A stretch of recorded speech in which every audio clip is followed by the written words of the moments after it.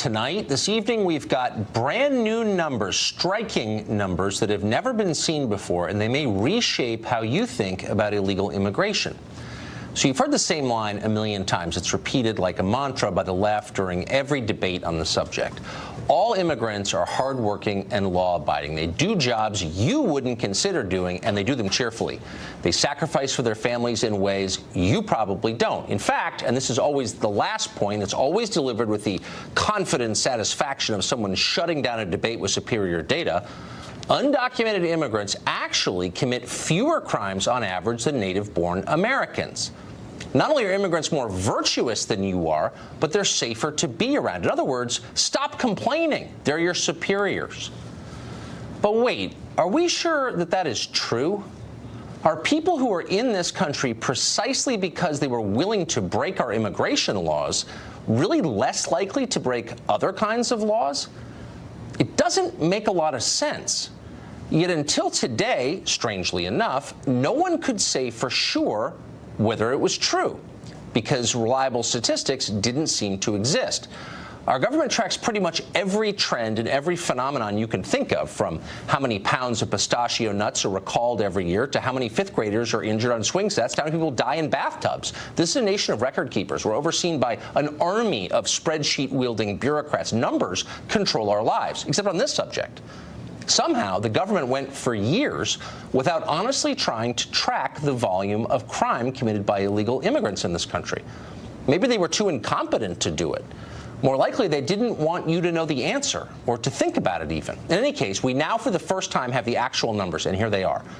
According to statistics from the U.S. Sentencing Commission, non-citizens are actually far more likely to commit serious crimes than Americans are. Non-citizens account for 22%, more than a fifth, of all federal murder convictions, 18% of fraud convictions, 33% of money laundering convictions, 29% of drug trafficking convictions, and 72% of convictions for drug possession. Meanwhile, the non-citizen percentage of the American population, about 7%. So that is a massively disproportionate amount of crime, not even close. No, immigrants are not more law-abiding and less dangerous than Americans. That's totally untrue. Indeed, it's the opposite of the truth. Non-citizens are more likely to be arrested, convicted, and imprisoned for serious crimes than people who were born here. Much more likely. So why didn't we know this until now? Why have so many people been lying to us about this for so long? That's a question we plan to ask a whole bunch of people.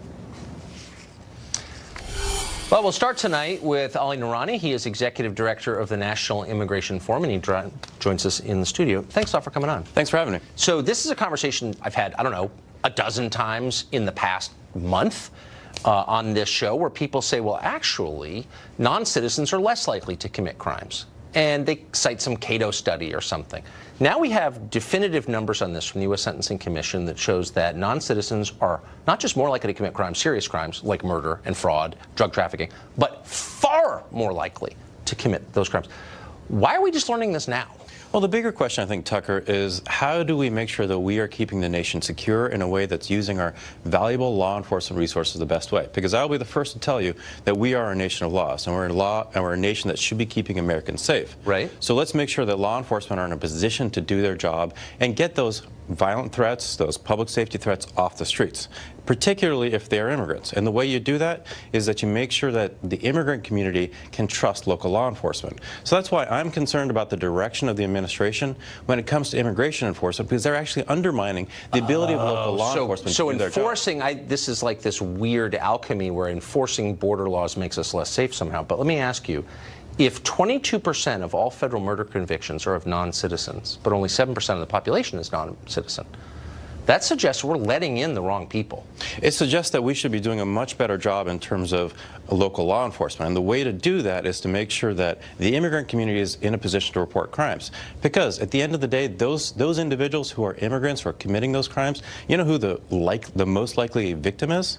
The immigrant. Well, that's irrelevant. Wait, hold on. So you're saying that, hold on. Let's just pause and let these numbers kind of settle, because these are not been public until today. 22% of all federal murder convictions, non-citizens. 33% of money laundering convictions, non-citizens. 29% drug trafficking. 72% of all convictions for drug possession, non-citizens. Non-citizens are far more likely to commit serious crimes than native-born citizens, and foreign-born citizens, for that matter. Why shouldn't this make us want to radically curtail immigration into the country? It makes me radically want to make sure, I radically want to make sure that law enforcement are able to do their job, because again, those crimes are being committed within the immigrant community. So some are. No, but that's not. I mean, some are, some aren't. Well, hold on. We've got these numbers today, so we actually don't really know where these crimes are being committed. We don't know anything about it other than this. Like, this is the first. No, but if you actually look at the research shows that the immigrant community is the victim of the disproportionate. But it doesn't matter. So then, but what matters? Why are we letting in people who are many times more likely to commit murder, fraud, drug trafficking than people who are born here? Why don't we think through who we let in? Doesn't it suggest that to you? It suggests to me that our immigration system is fundamentally broken, and we need to make sure that those individuals who are here, who are undocumented, are registering for legal status, passing a criminal background check, learning English, and coming out of the shadows. I get that you've got your pre-existing priorities that you want. I understand you do it for a living, okay, and I respect that. But again, for the third time, these are brand new numbers. We didn't know them when we woke up this morning. Now we do. The debate is over. Non-citizens far more likely to commit dangerous crimes than citizens. So, with that in mind, does that shock you? It shocks me that we haven't been approaching the problem the correct way. But why have we been saying the opposite with such great authority all these years? Well, actually, you know, according to Cato or some think tank, I mean, can we just pause and say, you know, we were totally wrong about what we've been saying? The problem here is that we want to get violent criminals off the streets. Is that correct? We don't want them in here in the first place. We do not want them. So why are we making law enforcement deal with these people? Why don't we stop it at the border, and then we don't have to put our police and citizens at risk? I think that's a great idea. And the way you do that is that you make sure that you have a functioning legal immigration system and a process for people to go through. The only people who are hiding from law enforcement... Really? I thought, don't we bring in more than 1 million people legally every year? It's clearly out of whack with our needs. More than any other country in the world? We're also a much bigger country than almost any other country. We're not, actually. Our workforce is actually much more dynamic and fluid. Maybe. Okay, but leaving the economics of it aside, I mean, that's another show, another debate, but I just want to acknowledge that one of the core operating assumptions that we have had for years, and I've been at the center of this debate, was wrong. Not just wrong, but totally wrong. It was a lie. Does that make you reassess what you thought a little bit? What I want to try to assess is how do we actually solve the problem? I mean, we can, you know, if you want to quibble about statistics, you should bring somebody from Cato. No, but it's not quibbling. It's what we've been claiming is the very opposite of the truth. I want to focus on solving problems. That problem is individuals who are here who are violent criminals and public safety threats. I want them off the streets, Tucker. The only way you can do that is to make sure that the crimes they commit are being reported by the victims. And if the victim is an immigrant, we need to make sure that they can trust their law enforcement. But why? Well, clearly someone's reporting these crimes. We don't have a problem with that because, again, we have disproportionately big numbers here. My question is, why do you think non-citizens are committing crimes at a far greater rate than Americans are? I think we got to make sure that individuals who are coming to the country have been properly vetted.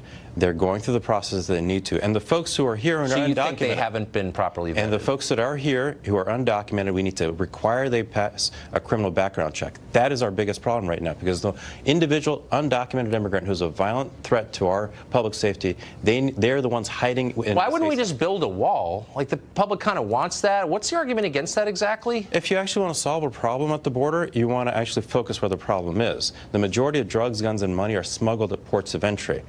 But these are not drugs and guns and money. These are people committing crimes. Those individuals who are committing those crimes, they're coming in through ports of entry. But so do you think a wall wouldn't help at all? Because why? I want to put money where the risk is on the border, where the majority of drugs... Well, we didn't even know there was this risk until about 2 hours ago. So, like, maybe we should pause and think about these numbers, because they are shocking. You will concede that.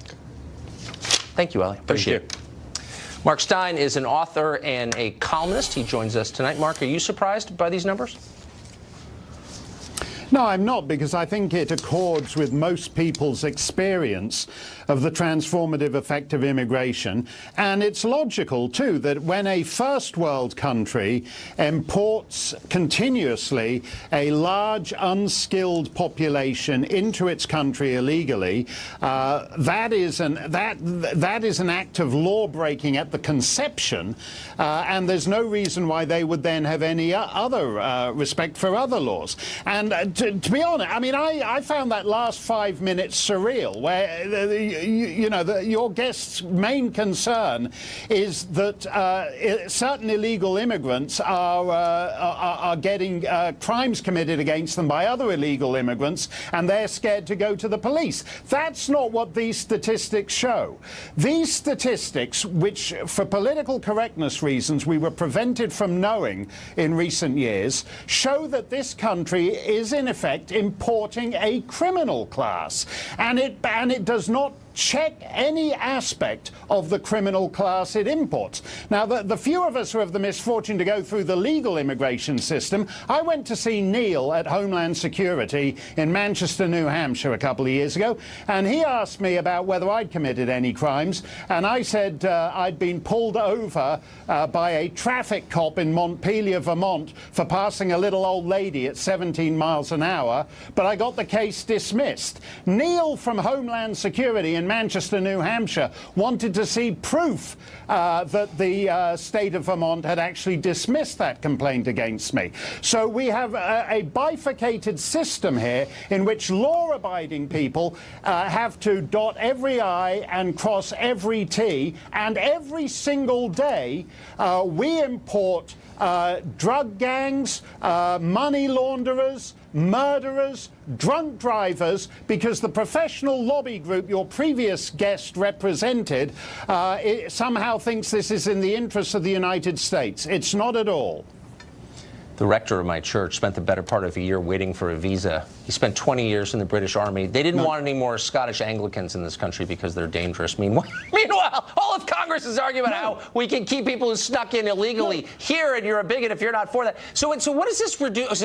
So, like, the key argument has always been that immigrants are better than we are. I mean, isn't that the argument you hear every day? Like, they commit fewer crimes than you do. They work harder. They're just better people. How dare you complain about them? Now that we know these crime rates are way higher than they are for American native-born, what's their argument now? Well, Nancy Pelosi has said that we ought to thank the parents of the Dreamers for bringing them here because, as you say, they're better than us. If you listen to people like your previous guest, every single Dreamer is a high school valedictorian just wrapping up his third tour of Afghanistan. They're way better than us. So the only way to get the general depravity rate down in the United States is to import more and more low-skilled immigrants illegally across the Rio Grande. That's the argument Jorge Ramos made. Oh, no, you're much safer being in a town of illegal immigrants than you are in a town whose population got off the Mayflower. And the fact of the matter is this is absolutely the inverse of the truth. The statistics you cited, even taken as a whole, 94% of these non-citizen criminals in federal custody, and by the way, this is just the tip of the iceberg because 90% of incarceration is at the state and local level. But the proportions show that about 94% of these non-citizen criminals in U.S. federal prison are illegal immigrants. Why does any country need to import a criminal class if that is one of the jobs that Americans will do? Americans are happy to murder and rape and sell drugs to each other. You don't need to import other people to do that. Yeah. Well, one job that Americans are less interested in is voting Democrat, and these are people who will do that. So that's kind of the point. That's kind of the point of the whole thing. Mark Stein, thank you for joining us. That's right. Thanks a lot, Tucker. Merry Christmas to you. Merry Christmas. Thank you. Well, it's a scandal that won't die, joined by another that is brand new. New information tonight on the investigations into Uranium-1 and the Obama administration's soft treatment. The Obama administration has been out of power for almost a year, but we're still finding little Easter eggs of scandal scattered around the front lawn of Washington. At the request of Attorney General Jeff Sessions, DOJ officials are interviewing FBI agents about the Uranium-1 deal, in an attempt to determine if another special counsel is warranted to keep investigating that. Meanwhile, Congress is asking the Department of Justice to turn over all documents and communications related to an alleged multi-year effort under the last administration to basically give some space to Hezbollah to sell drugs internationally, including in this country, in order to make sure the Iran deal went through. Philippe Reims is a former Deputy Assistant Secretary of State. He was a longtime advisor to Hillary Clinton, and he joins us tonight. So, Philippe, both these stories, I don't think it's possible to overstate their significance, but at their core, both of them have important elements. So start with Uranium One.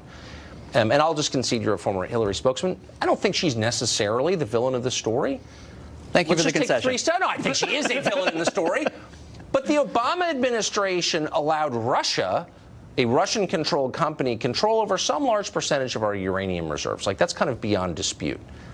Why was that ever a good idea? And why is no one in the press asking a really simple question, like, why'd you allow that to happen? Well, I think they did, and there's a process for that. It's called CFIUS. Yes, I know. It's any time that any asset of the United States that has a national security implication is to be sold to a foreign element, it has to go through a very rigorous review. Now, the Secretary of State and the State Department are part of that, but there are 9 departments and ultimately the President. Now, in this case, we can get into the real nitty-gritty of it, but we were not turning over the keys to the uranium kingdom. It passed muster, and we were no less. The responsibility was diffuse, I'll concede. But it's not diffuse. It's with 9 different cabinets. 9 different agencies. It's not just one agency. That's the point. But they're all within the same administration.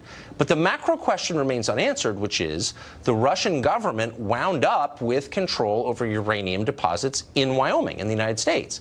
If you consider Russia our chief strategic rival, then why would you ever allow that? Like, why is that a good idea? I don't understand. Well, they were buying into a Canadian company. Correct. A Canadian company. But we could have stopped One. it. The Obama people could have stopped it. We could have, and obviously the people who looked at this, who have nothing at stake other than what's in the best interests of our national security, determined that this did not in any way impede that. But given that we know that there's never been an adversary more terrifying or dangerous to American democracy than Vladimir Putin, who literally haunts the dreams of 50% of the people in Washington, why haven't disagreement here. I'm saying that sarcastically because I don't actually think he's the gravest threat to American national security, but every Democrat thinks that, and yet they allowed him control over our uranium. Why haven't they apologized? There's nothing to apologize for. Okay, so how can he simultaneously... The person who owes an apology writ large is Vladimir Putin to all of us for what he's done to our democracy in the last year. Okay, so he's evil, you say, but simultaneously you say it's okay that the Obama people allowed him control of our uranium. It's why we have a very rigorous process, whether the president's name is Obama or Trump or Bush or Clinton, to make sure that we are in no way turning over assets that should not be in foreign hands. There's a reason why it's such a rigorous process. Assets, I think we because both it was agree. Determined that this Canadian company... Right, but it was the wrong decision, obviously. Well, that's... So why shouldn't the people who made it apologize and say, yes, I imperiled American national security by my lack of wisdom, by my foolishness, my short-sightedness. I didn't understand how dangerous Russia was. I'm part of the problem. I apologize. They do that in Japan. Why aren't they doing it here? I don't know who that would be. I know that's not me. The 9 heads of those agencies, I know it's not Secretary Clinton. Well, okay. Secretary Clinton didn't roll up her sleeves and get into the, let's look at the uranium. But her agency signed off on it. She should apologize, no? No. No. Okay, no apologies. No. All right. Not on Uranium One. I kind of sensed you were going to say that. No, not on Uranium One, no. Huh.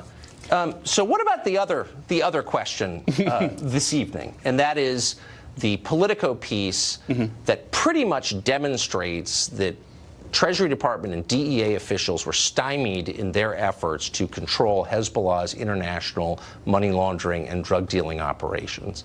These are not partisan right-wingers. These are people who worked for the Obama administration. They're saying our goals were sublimated because of the Iran deal.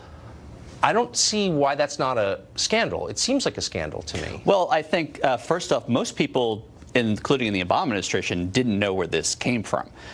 When you look at these stories, there are 2 people. They might not be crazy, out there, right-wing, whatever you want to call them, but they have been vociferously against the Iran deal from the beginning. There are dozens of people. The 2 primary sources in there, but the author said there were dozens of people, a lot of them Democrats, all of them Obama employees who said. Well, there are 4 on-the-record sources today in the Washington Post for the CIA, the NSC, the White House, and for the State Department saying that this didn't happen, that you would never in a million years do anything to impede Okay, then there are people who obviously don't, and they may be right. Let's look into it. Wait, let's look into it. So I'm okay the with that. allegation is made by Obama staffers, former Obama staffers, that cocaine was sold in this country, narcotics, because the Obama people allowed it to be because they didn't want to. I really doubt that. Deal. All right. I doubt that. But you would have no problem with an I have investigation no problem to get to the with bottom of it. investigating. I have a problem with what's turning into interference and intimidation. And I think what we're seeing, it's one thing. Right. You have news sources. I have my news sources. We go back at night. We have our separate corners. This is political. But we have to share. No, but with something like investigations, we can't fight over the FBI. Well, I agree, and that's what's happening now. They shouldn't be partisan. But you know what I mean? Well, but what's happening, and I think the common ground here is that Comey definitely did a number on the FBI, but they are now caught in some kind of divorced parents tug of war. I'm being told we have to go, but I agree with you on that. Philippe, thank you.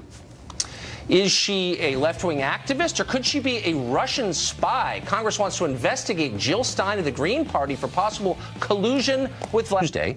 His testimony was hidden behind closed doors, but now Fox can report that he appeared to contradict himself at least once during his testimony.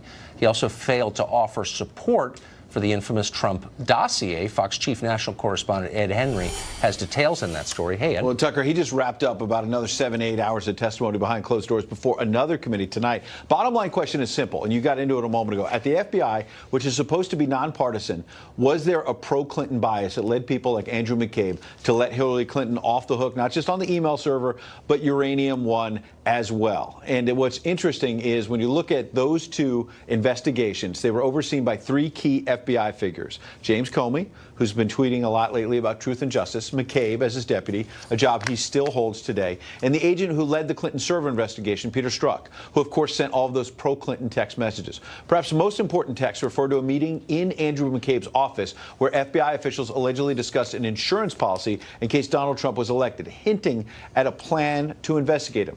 Yet after all of that questioning by the House Intel panel, we still have little clarity on what they meant. And McCabe testified he could not recall when he learned the Clinton camp and the DNC paid for that unverified anti-Trump dossier that was funneled to the FBI in the summer of 2016 and may have been the basis for the Obama administration's surveillance of General Michael Flynn and possibly others. That's led Republicans to charge the material from those wiretaps was used to weaponize the investigation of President-elect Trump that morphed into the special counsel probe.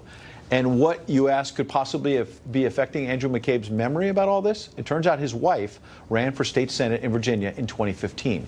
She received several $100,000 in campaign cash from an organization controlled by Virginia's Democratic Governor Terry McAuliffe, who's obviously very, very close to the Clintons. Doesn't prove there was corruption, but this is one of the things that really infuriates people about these investigations, Tucker, which is you've got someone in Andrew McCabe at the center of all of this and at the center of investigating Hillary Clinton around 2015, 2016. And his wife was receiving hundreds of thousands of dollars in campaign contributions. And he did not recuse himself from the investigation. Not at all. He was a deputy director. Running the D.C. office. Shocking. Ed, thank you for that. Good to see you. Well, last year, Jill Stein was carrying the banner of the American left in the presidential election. She was the Green Party candidate.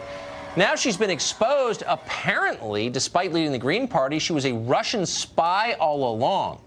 That's the claim, believe it or not. 2 Senate committees are investigating her as a possible crony of the Kremlin. Her sins include appearing on RT, that's the Russian television channel Russia Today, and attending a dinner in 2015 where she sat at the same table as Vladimir Putin, all of which makes her a modern Mata Hari. What does she say in her defense? Jill Stein joins us tonight. Dr. Stein, thanks for coming on. Great to be with you. Thank you so much. Are you now, or have you ever been, an agent of Russia? Do you speak Russian? How often do you talk to Vladimir Putin? Like, not at all. Like, even when briefly he sat at this head table at a conference. I was in Moscow for a conference, attended actually by the BBC, by the Canadian broadcast system, by the state TV networks for China, India, Telesur, etc. This was a actual legitimate conference. It's all up on the web. There's nothing secret about it. We were posting information, putting out press releases, no backroom deals, no secret meetings in oligarchy towers or anything like that. All very transparent and public. The dinner at the end of the conference was really a non-event. At one point, Putin came in with a couple of guys that I assumed were his bodyguards. Turns out they were actually his inner circle, but you would have never known it. Nobody was introduced to anybody. There was no translator. Actually, not a word exchanged. At one point, Putin made a very rapid turn around the table and shook everybody's hand, but without any exchange of names. So that's about as significant as this was. Well, that sounds like collusion Moscow to me. So wait, can we get to your real crime, which was running for president as a third-party candidate? And in the view of a lot of people in Washington, you got Donald Trump elected. Do you see this as punishment for the crime of running for president? Yes. Yes. I mean, in many ways, many of the articles, like the New York Times 3 days ago in announcing this investigation, began with a quote from a former spokesperson for the Clinton campaign saying that, well, isn't this great because so many Clinton Democrats are furious at me. They're outraged that I dared, in so many words, dared to think that we get to make up our own minds, that our votes don't belong to Hillary Clinton or to anybody else. But I got to say, it's not just Democrats. This is a bipartisan commission that's led by Republicans. I'm aware. And yeah, they have it in as well because it's very inconvenient to have an opposition political party that's not taking orders from the same suspects. Look, if they disagree with what you're saying, and for the record, I disagree with almost everything you say. But if you disagree with what you say, why not argue against it? Why try to pretend that you're an agent of a foreign government? That seems like McCarthyism to me.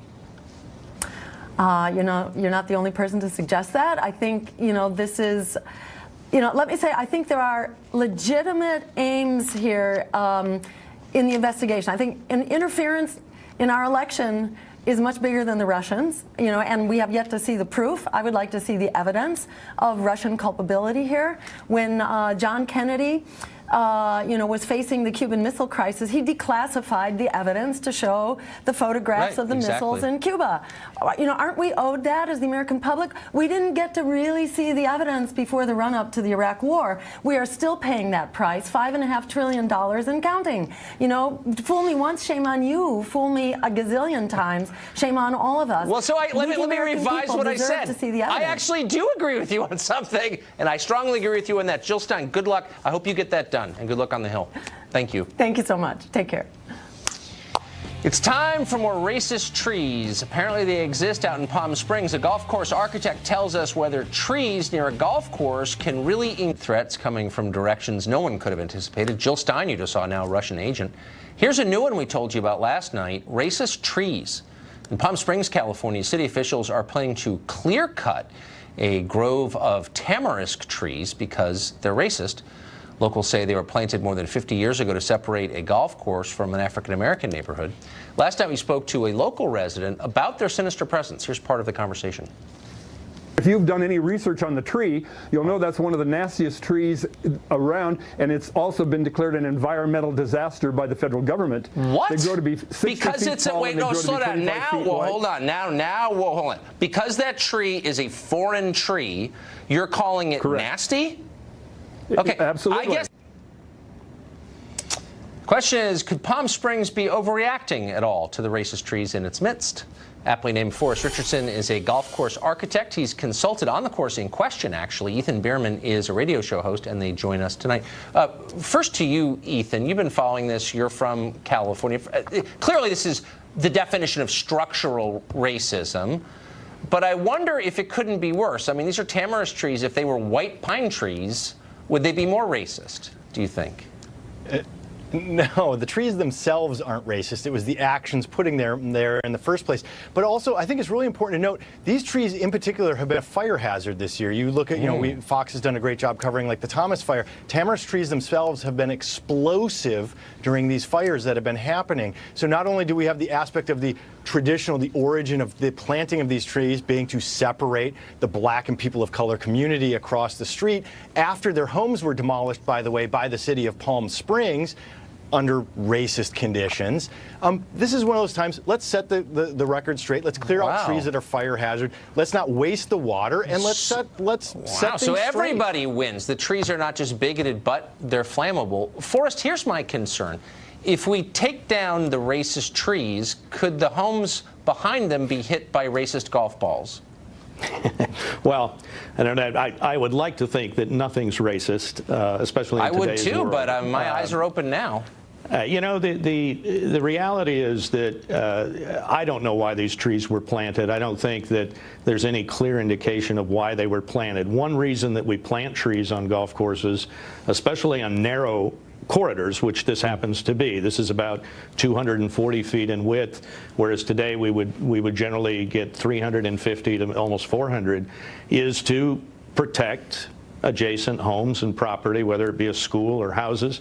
And in my opinion, you know, I think the win-win would be to get everyone on board and say what's good for the homeowners and what's good for the golf course and what's good for the other homeowners. Sure, but it's 2017. We don't do compromise. I mean, come on now.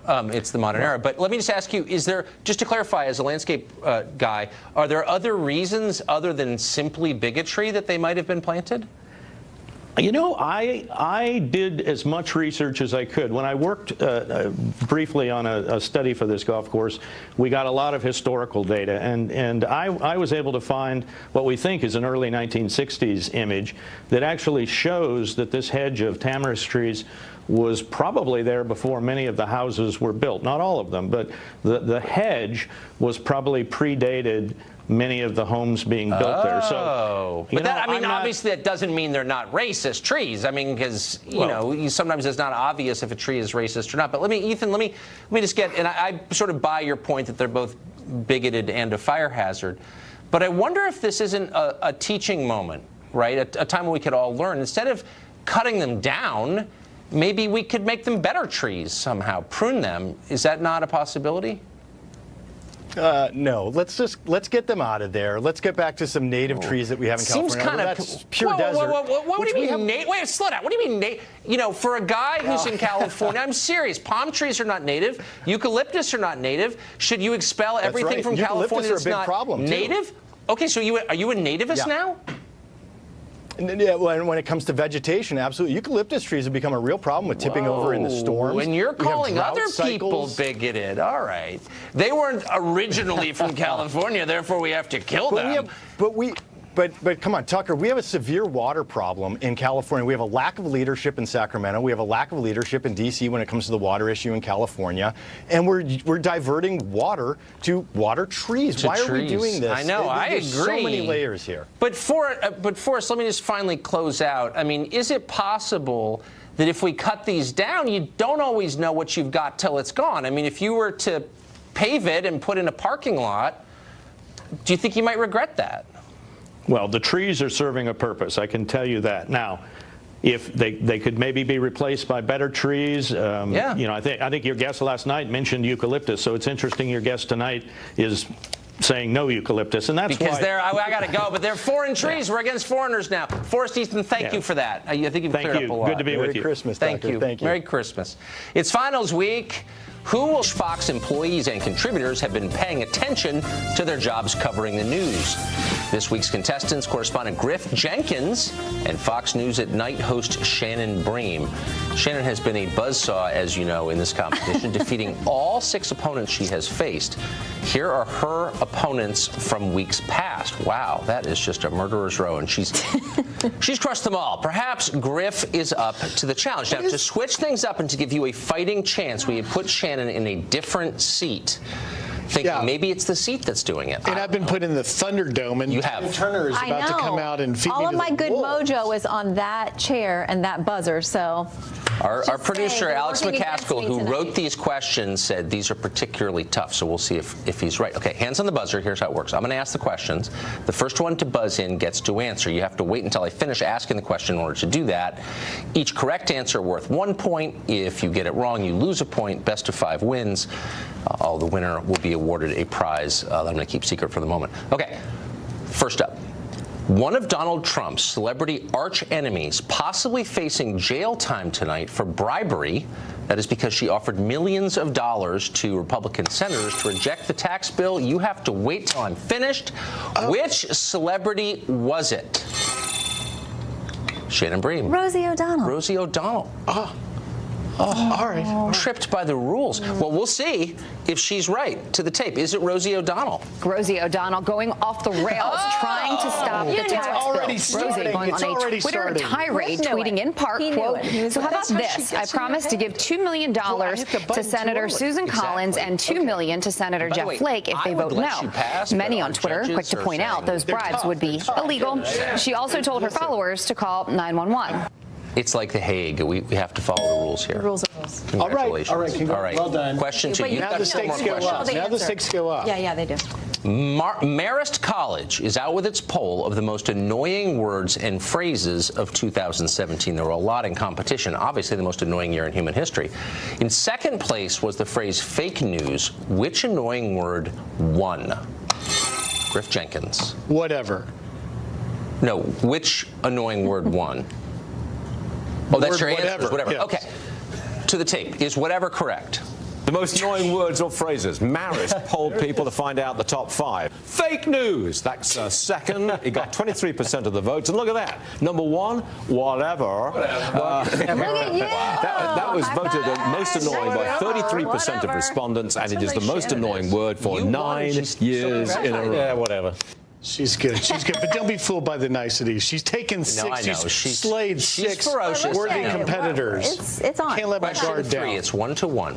Apple, the company, is in trouble with its customers after admitting it deliberately does what to its older iPhones?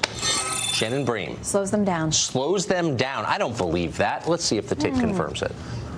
Apple confirming longtime conspiracy theory, admitting it purposely slows down the performance of its older iPhones after some of the new models are released. The company claiming it does this not to push people to buy the newer models that are more expensive, but instead to keep the older phones from crashing.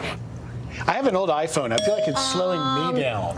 Both. I know. It's slowing me down. Okay, so I you- speak from experience. Your answer was correct, but I don't believe their explanation. It's really for your no. benefit that we're making the phone so bad you right, need to it's buy very a new helpful. one. Right, People yeah. mock me with how slow this phone is. You know, I try to it's Google just- things, Siri, whatever. Apple's here to help you, Shannon. Right, yes. Next question, multiple choice question. This week, a former Navy pilot revealed on this show, actually, that an object in the sky he saw was, quote, not from Earth. He described this unidentified flying object as being in the shape of candy.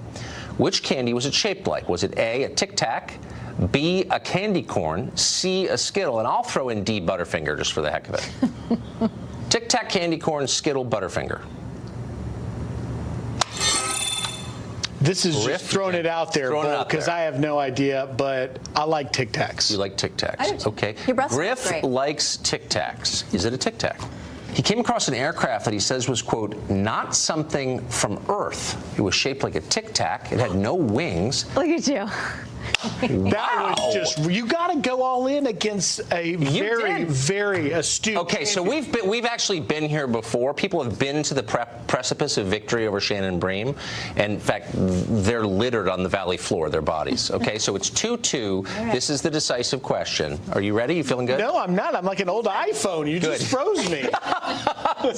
so good. Hands on the buzzer. You ready? No. Okay, final question. Disney has unveiled its new robot version of the President of the United States, Donald Trump.